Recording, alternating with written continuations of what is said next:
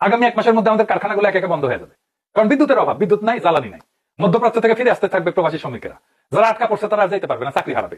আমাদের মানুষকে আমরা আর পাঠাইতে পারবো না বিদেশে, রেমিটেন্সে আসবে খরা, ধসে পড়বে রেমিটেন্স, গার্মেন্টসে অর্ডার আসবে না, লোডশেডিং নিত্যদিনের ঘটনা হবে, সারের সংকট হবে, চিকিৎসার খরচা বেড়ে যাবে, সরকার টাকা ছাপাবে এই সংকট মোকাবেলায়, খাবার সহ জিনিসপত্রের দাম আকাশ ছুঁয়ে যাবে। সব একসাথে হবে না, কিন্তু ধীরে ধীরে হবে। যদি ট্রাম্প যুদ্ধ না থামায়, যুদ্ধ থেমে গেলে অন্য জিনিস, সেটা সবাই রিকভার করবে, কিন্তু যুদ্ধ থামার লক্ষণ খুব কম।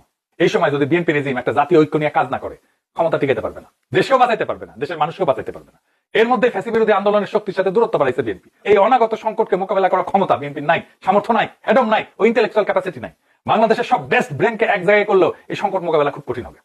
তারপরেও বিএনপির জন্য একটাই রাস্তা খোলা আছে, একটা বৃহত্তর জাতীয় ঐক্য গড়ে তোলা। যদিও এই জাতীয় ঐক্যের পূর্ব শর্ত হবে বিএনপিকে ইন্ডিয়া আর আমেরিকার হাত ছাড়তে হবে, জুলাই সনদ বাস্তবায়ন করতে হবে, গণভোটের গণরায় বাস্তবায়ন করতে হবে। দুনিয়ার মানচিত্র বদলায় যাবে এই যুদ্ধ যদি ট্রাম্প না থামায়। রাশিয়া ইউক্রেন দখল করে নেবে, চায়না তাইওয়ান দখল করে নেবে, অরুণাচল রাখবে কিনা আল্লাহ জানে, ইসরায়েল থাকবে না, কাশ্মীর স্বাধীন হয়ে যাবে, প্যালেস্টাইন স্বাধীন হবে, সারা দুনিয়ায় আমেরিকার আধিপত্য ধ্বংস হবে যদি ট্রাম্প যুদ্ধ না থামায়।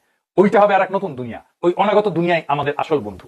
ওই অনাগত দুনিয়ার সাথে যাদের বোঝাপড়া আছে, ওই অনাগত দুনিয়া যাদের বন্ধু, তারাই আগামীর বাংলাদেশের নেতা হবে। তারাই এই ঝঞ্ঝা বিক্ষুব্ধ সময় বাংলাদেশের এই টলমল জাহাজকে তীরে ভিড়াইতে পারবে। দেশবাসীকে আশ্বস্ত করতেছে এই বিপদ আমরা কাটাইতে পারবো যদি আমরা একসাথে থাকি, ঐক্যবদ্ধ থাকি। যদি আমরা জাতীয় ঐক্য তৈরি করতে পারি, তাহলে এই বিপদ কাটবে, নয়তো কাটবে না। আসেন আমরা জাতীয় ঐক্যের জন্য কাজ করি, ফ্যাসিবাদ বিরোধী সকল রাজনৈতিক শক্তি আবারও একসাথে হয়ে দেশকে বাঁচানোর কাজে আগায় আসি।